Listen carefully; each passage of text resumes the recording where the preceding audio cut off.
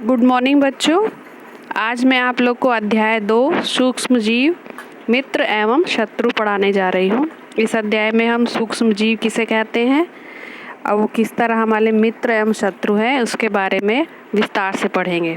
चलिए शुरू करते हैं। बच्चों, आपने अपने आसपास पौधों, जंतुओं सहित अनेक सजीव देखे होंगे, परंतु उसी वातावरण में कुछ जीव ऐसे भी हैं जो बिना यंत्र की सहायता से हम केवल आँखों से नहीं देख सकते। यानी कि पेड़ पौधे, जीव जंतु तो आपको जैसे दिखाई दे रहे हैं, लेकिन जो कुछ छोटे छोटे जीव ऐसे होते हैं जिनको देखने के लिए हमें किसी यंत्र की आवश्यकता पड़ती है। तो ऐसे जीवों को हम सूक्ष्म जीव कहते हैं। जैसे एग्जाम्पल के लिए आपने बरसात के मौसम में ब्रेड और रोटी को देखा होगा, सड़ने लगती है।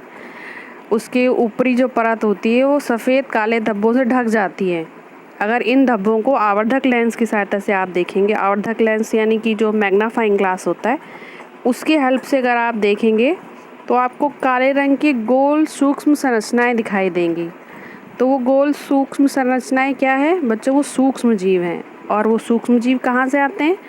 वो सूक्ष्म जीव आते हैं वायु में उपस्थित होते हैं सूक्ष्म जीव, और जहाँ कहीं भी उनको अपने अनुकूल परिस्थिति दिखाई देती है वो वहीं पे अंकुरण करने लगते हैं। तो यहाँ पे 2 एक्टिविटीज़ दी हुई हैं, 2 क्रियाकलाप दिया हुआ है। उस पहले में दिया है कि आप बगीचे या मैदान से एक मिट्टी लेके आइए और गीली मिट्टी लाइए और एक बीकर में डालिए और फिर उसमें जल डाल दीजिए, और कुछ देर बाद क्या होगा, मिट्टी के कण नीचे बैठ जाएंगे। अब एक बूंद फिर उस जल की एक बूंद स्लाइड पर रखिए। स्लाइड होती है एक कांच की पतली पत्ती होती है, उसके ऊपर डालिए। फिर सूक्ष्मदर्शी की सहायता से उसे देखिए तो आपको क्या दिखाई देगा? छोटे छोटे जीव दिखाई देंगे। उस तरह एक एक्टिविटी 2 भी दी हुई है जिसमें दिया गया है कि आप तालाब से जाकर जल लीजिए, उसमें जल लीजिए और कांच की स्लाइड पर फैला दीजिए उस जल को। सूक्ष्मदर्शी की सहायता से देखिए तो क्या दिखाई देगा? इसमें भी आपको छोटे छोटे जीव दिखाई देंगे। तो इन दोनों क्रियाकलाप से, दोनों एक्टिविटी से आपको क्या पता चला? इससे ये पता चला हमें कि मिट्टी और पानी में अनेक छोटे छोटे सूक्ष्म जीव उपस्थित रहते हैं। इन सूक्ष्म जीव इतने छोटे होते हैं कि हम बिना यंत्र की सहायता से उन्हें नहीं देख सकते। इनमें से कुछ, जैसे कि ब्रेड पर उगने वाले कवक को हम आवर्धक लेंस से देख सकते हैं। आवर्धक लेंस यानी मैग्नाफाइंग ग्लास। जबकि कुछ अन्य ऐसे होते हैं जो बिना सूक्ष्मदर्शी की सहायता से नहीं देखे जा सकते। यही कारण है कि इन्हें हम सूक्ष्म जीव कहते हैं। तो अब सूक्ष्म जीव के जो हैं, आगे देखते हैं। सूक्ष्म जीव के जो है 4 मुख्य वर्ग हैं, उनको 4 मुख्य वर्गों में बांटा गया है: जीवाणु, कवक, प्रोटोजोआ एवं कुछ शैवाल। ये इनके 4 मुख्य वर्ग हैं। ये क्वेश्चन में बनता है कि सूक्ष्म जीवों के 4 मुख्य वर्ग कौन कौन से हैं, तो आप कहेंगे जीवाणु, कवक, प्रोटोजोआ एवं कुछ शैवाल। ये देखिए यहाँ पे चित्र भी दिया हुआ है। ये देखिए जीवाणु के चित्र देखिए। स्पाइरल जीवाणु, छड़नुमा जीवाणु। फिर आपका शैवाल देखिए, ये देखिए क्लेमाइडोमोनास है, स्पाइरोगायरा है। फिर ये देखिए ये प्रोटोजोआ है, अमीबा, पैरामीशियम। ये कवक है, कवक में देखिए राइजोपस और पेनिसिलियम और एस्परजिलस। ये आपके क्या है? सूक्ष्म जीव के जो प्रमुख वर्ग हैं 4 आपके: जीवाणु, ये जीवाणु, शैवाल, प्रोटोजोआ एवं कवक। ठीक है बच्चों, इन 4 मुख्य वर्ग के अलावा एक विशेष सूक्ष्म जीव एक और भी पाया जाता है जिसे हम कहते हैं विषाणु यानी वायरस। ये वायरस तो आप लोग आजकल सुन ही रहे हैं, जो आजकल कोरोना वायरस के बारे में आप लोग सब जानते ही हैं। ये मनुष्य के लिए कितना घातक हो सकता है ये आप सब खुद जानते हैं। परंतु वे वायरस जो हैं वो अन्य सूक्ष्म जीवों से भिन्न होते हैं। ये केवल परपोषी में ही गुणन करते हैं। परपोषी यानी इन जीवाणु में, पौधों में या जंतु कोशिका में ही गुणन करेंगे। तो आपको एक विषाणु का एक चित्र दिखाते हैं। अभी तो आपने जीवाणु, कवक, प्रोटोजोआ, शैवाल का चित्र देखा था। अभी आपको हम ये विषाणु का चित्र दिखाते हैं। ये देखिए ये विषाणु का चित्र है। ठीक है।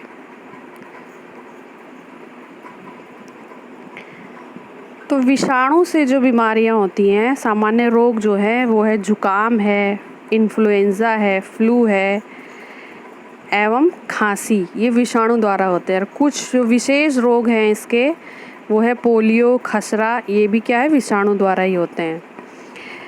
ये अतिसार एवं मलेरिया जो है प्रोटोजोआ द्वारा होते हैं। अतिसार यानी कि आपका डायरिया आप साधारण भाषा में कह सकते हैं जैसे पेट खराब हो जाना।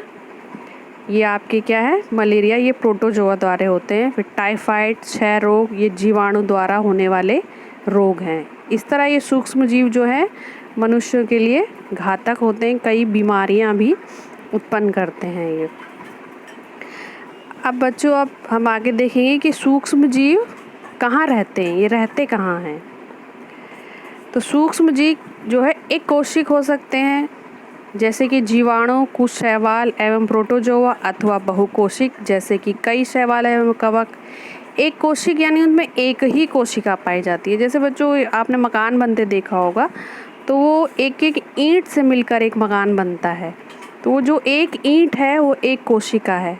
यानी कुछ सूक्ष्म जीव तो ऐसे होते हैं कि वो एक ईंट में ही वो संपूर्ण है, यानी जो एक ईंट है वो संपूर्ण एक कोशिका है, उतना ही वो जीव अपने आप को संपूर्ण रखता है। लेकिन कुछ जीव ऐसे होते हैं जो कई कोशिकाओं से मिलकर बनते हैं, जैसे कि कई ईंटों से मिलकर एक मकान बनता है, तो कई कोशिकाओं से मिलकर क्या होते हैं, जो जीव बनता है उसको हम बहुकोशिक जीव कहते हैं। ठीक है, आपको समझ में आ गया होगा। जो ये जो है बर्फीली, शीत से उष्ण स्रोतों तक हर प्रकार की परिस्थिति में जीवित रह सकते हैं। यानी जो सूक्ष्म जीव है ये ठंडे इलाकों में और बर्फीला इलाका हो चाहे गर्म हो, हर परिस्थिति में जीवित रहते हैं। ये मरुस्थल यानी रेगिस्तान में, दलदल में, कीचड़ में, हर स्थिति में क्या रहते हैं, ये जीवित रह सकते हैं। ये मनुष्य सहित सभी जंतुओं के शरीर के अंदर भी पाए जाते हैं, यानी हमारे शरीर के अंदर भी होते हैं, क्योंकि जो हर एक सूक्ष्म जीव जो है हानिकारक नहीं होते। कुछ सूक्ष्म जीव जो होते हैं हमारे लिए लाभदायक होते हैं। इसके बारे में हम आगे चैप्टर में पढ़ेंगे कि कौन से हमारे लिए हानिकारक है, कौन से लाभदायक हैं। इसको आगे हम पढ़ेंगे विस्तार से, आगे चैप्टर में पढ़ेंगे। ठीक है।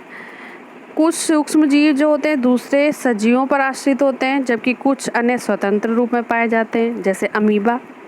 ये सूक्ष्म जीव अकेले रह सकता है, ये एक कोशिक होता है, ये अकेले रह सकता है। जबकि कवक एवं जीवाणु जो है वो समूह में रहते हैं। जैसे आपको पहले बताया कि ब्रेड या रोटी में जो वो फफूंदी लग जाती है तो आपको कुछ समूह में दिखाई देते, एक डॉट आपको नहीं दिखाई देता, एक कण आपको नहीं दिखाई देंगे, छोटे छोटे कई कण उसमें दिखाई देंगे, तो यानी उस समूह में रहते हैं। तो इस तरह जो सूक्ष्म जीव होते हैं वो अकेले भी रहते हैं और वो समूह में भी रहते हैं। ठीक है। अब बच्चों सूक्ष्म जीव के बारे में आगे हम नेक्स्ट लेक्चर में मैं पढ़ाऊँगी। इस लेक्चर में इतना ही। Thank you.